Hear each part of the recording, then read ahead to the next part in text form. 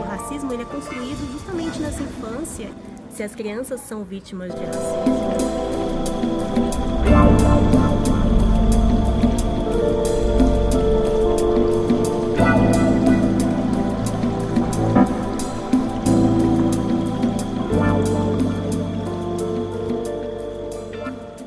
O Estatuto da Criança e do Adolescente fala que nenhuma criança pode ser vítima de discriminação. Você acha que o Conselho Tutelar consegue identificar o racismo como uma discriminação?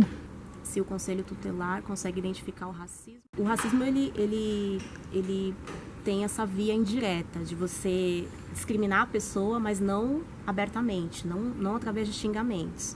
É claro que na infância existem várias formas de uma criança se manifestar racista com outra criança, enfim, através de insultos, mas o racismo muitas vezes se concretiza por vias indiretas, né? Pela forma de tratamento, você trata melhor uma pessoa branca do que uma pessoa negra, enfim. Então, eu acho que é necessário, sim, esse treinamento, até para a gente entender o que é o racismo à brasileira, o que é esse mito da democracia racial que ainda está muito presente nas nossas relações, que ainda impede com que a gente tenha um discurso mais afirmativo para a gente identificar onde que o racismo está presente. O racismo ele é uma estrutura de opressão, ele está presente na nossa estrutura social, mas é muito difícil a sociedade entender onde ele se reproduz e aonde isso pode ser minimizado ou ser enfrentado. Então, existe sim essa necessidade de você fazer essa formação constante desses conselheiros para entender que a gente vive numa população onde 54% da população brasileira é negra, porém está subrepresentada em todos os espaços. E ainda quando se trata de famílias desestruturadas ou espaços de periferia, essa questão racial ela está presente de uma forma muito mais violenta, né? Uma violência muito maior. Quanto mais branco você parece, ou quanto mais características fenotípicas de branco você tem, mais valorizado você é. Então as pessoas olhavam para mim e falavam, Najara, falavam abertamente. A Najara, ela é bonita, porém o nariz da Najara podia ser mais fino, o cabelo dela podia ser mais liso. Tinha muito essa questão com o meu nariz e com o meu cabelo. As pessoas, eu aprendi uma reza para afinar o meu nariz. Todos os dias eu tinha que segurar o meu nariz bem forte e rezar para que ele fosse mais fino. Existia uma reza para isso. Então, assim, nisso a gente consegue entender como é essa violência, né? Como essa violência simbólica ela se concretiza dentro desse ambiente familiar, onde ser negro é motivo de vergonha, onde você tem que buscar de alguma forma se embranquecer socialmente, porque ser negro é algo valoroso nessa sociedade racista em que a gente vive. Então, como que a gente pode criar essas crianças para que elas não sofram essas sanções do racismo? Eu acho que a estrutura da escola e a estrutura familiar ela é muito propícia para a gente pensar esses aspectos, né? Você valorizar as características físicas e fenotípicas de uma criança negra, entendendo que todos somos lindos, todos precisamos de respeito, a gente precisa respeitar as crianças, né? O fato da criança nascer negra não deve de nenhuma forma ser motivo de vergonha.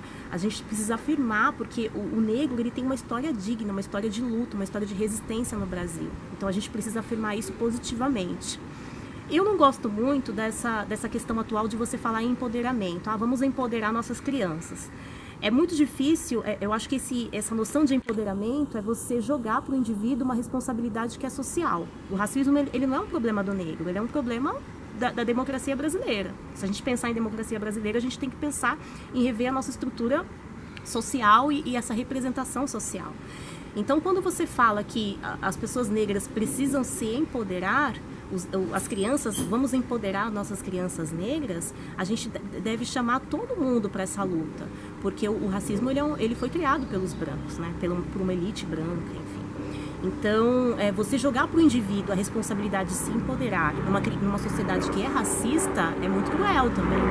Então, não basta um negro se empoderar, deixar o seu cabelo afro crescer, enfim, se comportar, se afirmar enquanto negro se a sociedade continuar racista. Essa deve ser uma luta de todos. Eu acho que as pessoas, elas devem sim, os conselheiros tutelares, toda a sociedade, a estrutura escolar deve repensar suas ações, deve repensar esses mecanismos de opressão simbólica ou até mesmo na fala, e trazer para si essa questão. É uma questão problemática, mas a gente precisa sair disso, a gente precisa dar um passo além disso. A gente precisa trabalhar essas crianças para que elas realmente se entendam como indivíduos negros. A gente precisa respeitar as crianças negras e, para isso, brancos, negros, todo mundo precisa estar nessa luta. Não só física, né, mas ela é uma violência simbólica e que rouba sonhos, né, rouba sonhos nesse sentido.